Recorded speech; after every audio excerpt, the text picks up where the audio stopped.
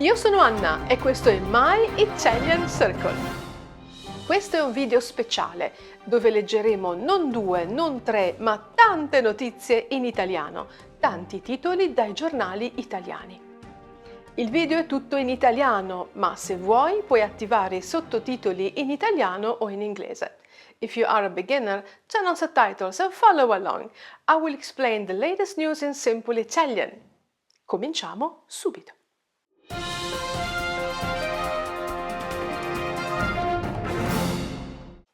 Ecco il giornale di oggi. Leggi anche tu il giornale di carta. Compri il giornale in edicola oppure leggi le notizie online su internet. Scrivilo nei commenti. Ti ricordo che sul nostro sito myitaliancircle.com trovi tutti i video della serie Learn Italian with the News e tanti altri contenuti sull'Italia e sulla lingua italiana. Ora guardiamo il giornale. Cosa c'è sulla prima pagina? Ci sono le notizie in primo piano, cioè le più recenti, le più importanti. E ci sono le notizie internazionali che vengono da tutto il mondo. Ci sono le notizie che riguardano la politica e naturalmente ci sono le guerre in corso. Andiamo avanti, apriamo la pagina della cronaca. Qui ci sono notizie locali, notizie sulla giustizia, incidenti, reati, processi. E ci sono anche notizie sulla società e spesso in questa parte del giornale ci sono delle storie curiose. Leggiamo qualche titolo. Getta per sbaglio 20 lingotti d'oro da 120.000 euro nella spazzatura. A Lecce in Puglia un uomo ha gettato 20 lingotti d'oro nella spazzatura. Li ha buttati via, lo ha fatto per sbaglio, per errore, involontariamente. Alla fine i lingotti d'oro sono stati recuperati e restituiti al proprietario, un uomo molto distratto.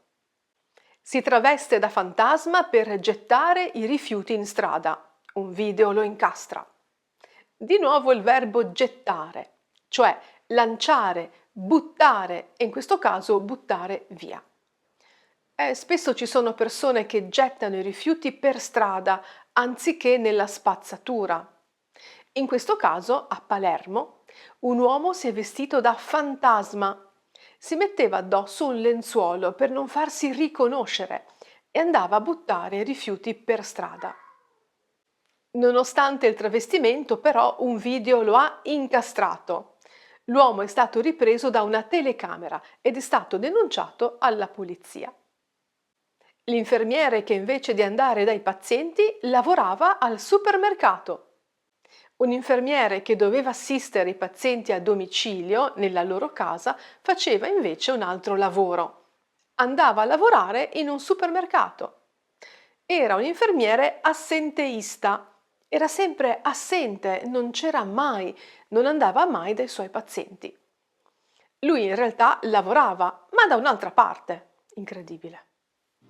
Se vuoi saperne di più, nel materiale speciale su Patreon di questa settimana leggiamo 2 notizie per intero, con audio ed esercizi. Vai a vedere!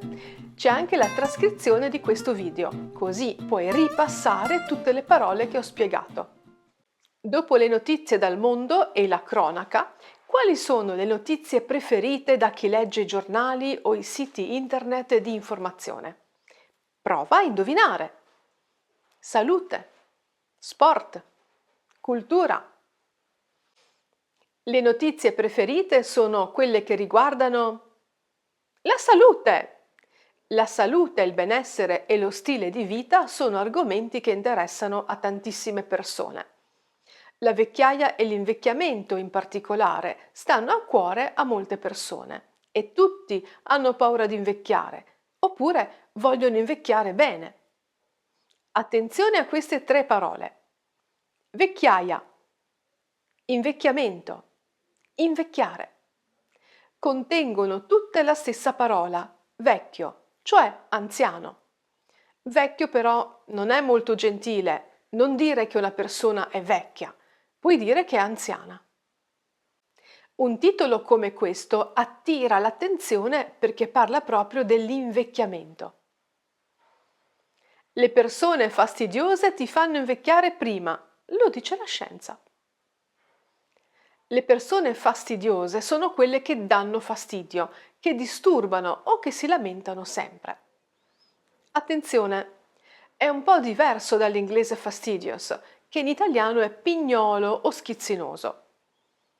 Secondo questo articolo, frequentare persone fastidiose fa invecchiare prima. Secondo te è vero? Le persone negative ci rovinano la salute? Dalle verdure al pesce, la dieta per la mente che mantiene giovane il cervello. Anche l'alimentazione è un argomento che interessa molto. Cosa mangiare per stare bene, per mantenersi giovani. Questo articolo parla della dieta per la mente, degli alimenti che dobbiamo mangiare perché il nostro cervello resti giovane. E parla prima di tutto di verdure e pesce, due alimenti considerati sani.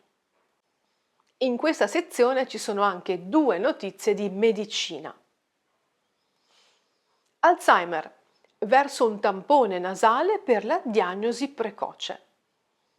L'Alzheimer è una malattia che colpisce molte persone, soprattutto anziane.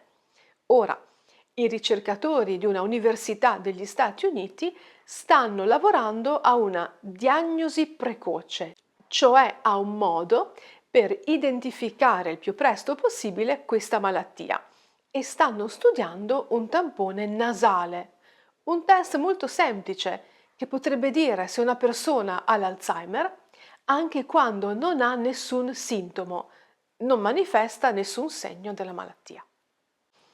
Infine una notizia negativa. Mancano oltre 5.700 medici di famiglia e ci sono carenze in 18 regioni. Questo titolo parla delle carenze, cioè le mancanze, i problemi del sistema sanitario italiano. Secondo gli ultimi dati, in Italia mancano 5.700 medici di famiglia. Il medico di famiglia è il medico generico da cui andiamo per farci visitare e che ci prescrive esami e farmaci. È un medico che fa parte del sistema sanitario nazionale, pagato dallo Stato. E in Italia in questo momento c'è un grande problema. Mancano i medici di famiglia. Sono pagati poco e nessuno più vuole fare questo lavoro. Come forse sai, in Italia tutti hanno il diritto di essere curati dal sistema sanitario pubblico e si paga pochissimo per fare esami e visite. Purtroppo però da diversi anni lo Stato e le regioni, che gestiscono la sanità in Italia, danno sempre meno soldi agli ospedali e ai medici del sistema sanitario pubblico. Così le liste di attesa si allungano e molte persone devono andare nelle cliniche private. Se ti interessa capire come funziona, puoi guardare questo video sulla salute in Italia. Per finire, apriamo la terza pagina del giornale. Ma è proprio la pagina numero 3? No! Una volta la terza pagina di un giornale era quella dedicata alle notizie culturali e allo spettacolo, arte, musica, teatro, cinema. Adesso queste notizie non sono più sulla terza pagina, di solito sono a metà o verso la fine del giornale. Prima di tutto c'è una notizia sugli Oscar, i premi cinematografici assegnati a marzo. Oscar 2026. Trionfa una battaglia dopo l'altra. Questo è il titolo italiano del film che ha vinto l'Oscar. Trionfare significa vincere, avere un grande successo, un trionfo. Ancona sarà Capitale Italiana della Cultura 2028. Ogni anno una città italiana è nominata Capitale della Cultura. Quest'anno è L'Aquila, in Abruzzo. Nel 2027 sarà Reggio Calabria e ora sappiamo anche che nel 2028 sarà Ancona, nelle Marche. Ultimo titolo per oggi. Raffaello fa impazzire New York. La mostra del Met celebra il più grande influencer dell'arte. Al Metropolitan Museum di New York ha aperto una mostra, una grande esposizione su Raffaello, uno degli artisti più amati del Rinascimento italiano. La mostra sarà aperta fino al 28 giugno 2026. Se puoi, vai a vederla. Ne parliamo anche nel nostro blog. Allora, hai capito tutto? Quale notizia ti ha incuriosito di più? Prima di andare via ti faccio una domanda su quello che abbiamo letto. Ti ricordi cosa significa invecchiamento? Pensa bene, A, B o C? Mi raccomando, scrivi la risposta nei commenti. Se sei iscritto a Patreon, vai a scaricare gli esercizi di questa settimana e scrivimi quando vuoi. Ci vediamo presto su questo canale. Ciao!